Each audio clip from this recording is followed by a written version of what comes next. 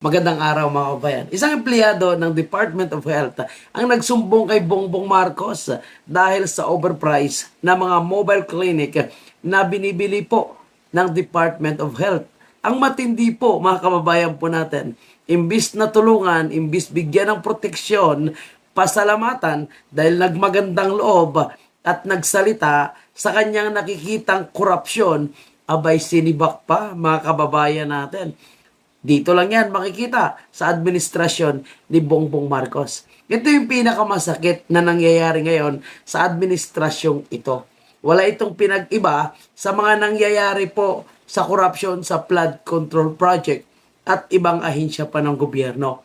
Ngayon, dito nila i-deny na hindi kasabwat ng mga nakaupo sa pwesto yung mga magnanakaw, mafia, sindikato sa gobyerno. Nagmamagandang loob ka na, ginawa mo yung party mo bilang Pilipino dahil nakakakonsensya kung ikaw ay may sahod naman, pero nakikita mong kasamahan mo ay pinagnanakawan pa. Ang para sana sa serbisyo sa ordinaryong Pilipino. Mobile clinic yan. Ilang buhay ang madudugtungan sa korupsyon na gagawin po nila. Ilang gamot ang pwedeng maibili niyan. Baka yung isang mobile clinic is doble yung presyo. So, dalawang mobile clinic dapat yung mabibili. Anyway, panoorin muna natin yung balita at marami tayong ikukumpara sa mga nangyayari ngayon.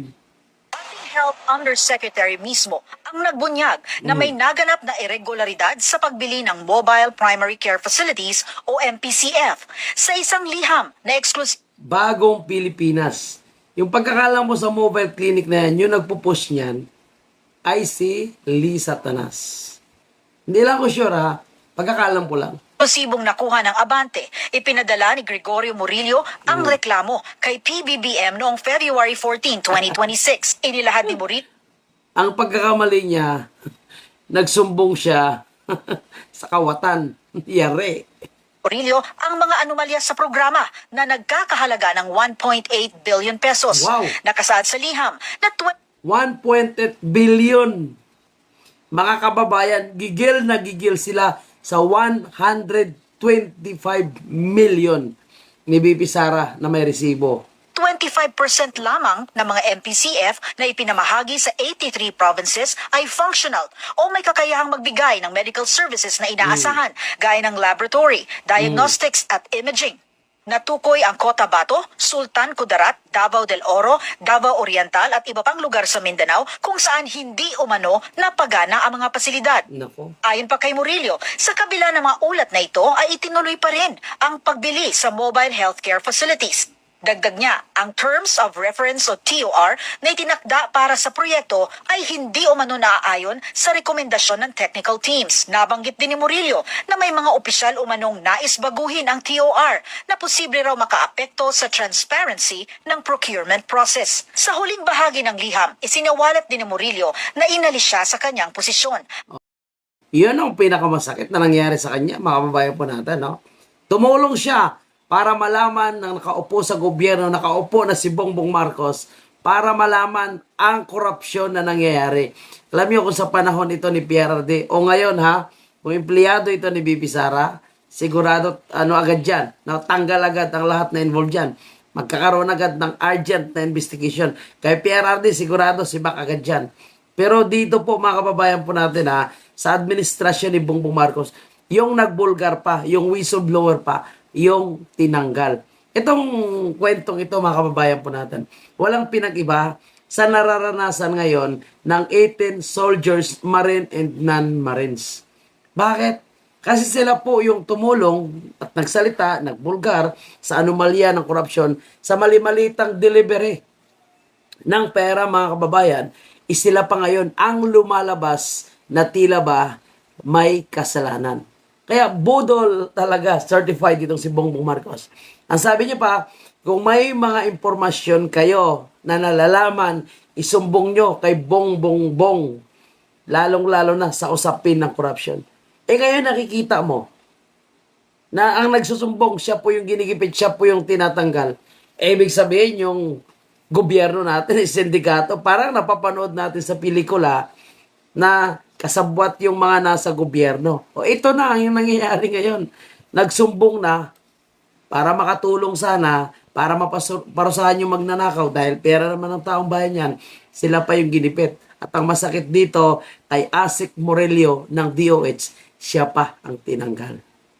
O ngayon, sino magsasabi na the best itong si BBM? Sino magsasabi na si BBM yung nangunguna sa pagpapaimbestiga ng korupsyon? Kung yung mga whistleblower, yung mga nagsasalita ay ginigipit at tinatakot, hindi lang po ang kanilang personal, kundi pati na rin ang kanilang pamilya. Pakilike ng video ito mga kabayan, marami pa po tayong pag-uusapan. Sa pagpapatuloy ng ating diskusyon mga kabayan, lumalabas na nga sa ngayon yung pagiging anti-dynasty ni Boying Rimulya. Mantakin nyo mga kababayan po natin, yung mga sumusulong ng anti-political dynasty bill, sila rin yung pamilya na may mga dynastiya sa politika, kagaya itong Sandro Marcos, si Adjong, at marami pang iba. Kaya sa totoo lang mga kababayan po natin, tama yung sinasabi ni Congressman Erese na budol po ito. Ngayon si Boying Rimulya, sinasabi niya, noon wala pang term limit, we were able to develop expert because of the institutional memory we have. So ibig sabihin mga kababayan po natin, ang gusto pala ni Boying Rimulya is wala talagang term limit. Kasi dahil nagkaroon daw ng term limit, nagkaroon ng 1987 Constitution, yung 3 years, 3 terms. So sinasabi niya na dumadami lang yung tanga. Kasi pagkatapos daw ng asawa, papalit naman daw po yung kanyang asawa. Kaya dumadami lang daw po yung mga tanga ayon kay Boying Rimulya. Anyway, pakinggan natin ang kanilang diskusyon mga kababayan natin. Ito yon. We were able to develop experts because of the institutional memory they have. Yes. Ngayon, itong ginawa nila sa 3 years, 87 3 years. Constitution, 3 terms, 3 years, dumadami lang yung tanga. You know? Actually, mga kababayan po natin, itong sila Boying Rimulya, kung sinasabi niya 3 terms, 3 years, 3 terms lang, so dumadami yung tanga. Ibig sabihin, mga kababayan, kasama siya doon sa tanga. Kasi nga, sila din naman nagpapalit-palitan din naman eh. Di ba? Sila rin nagpapalit-palitan eh. Pagkatapos ng kanyang kapatid, o siya naman.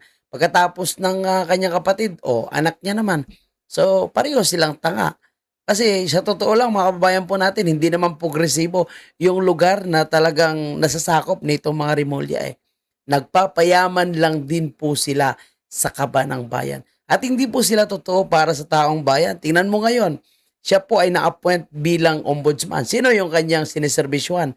Taong bayan pa? Hindi, si Bongbong Marcos.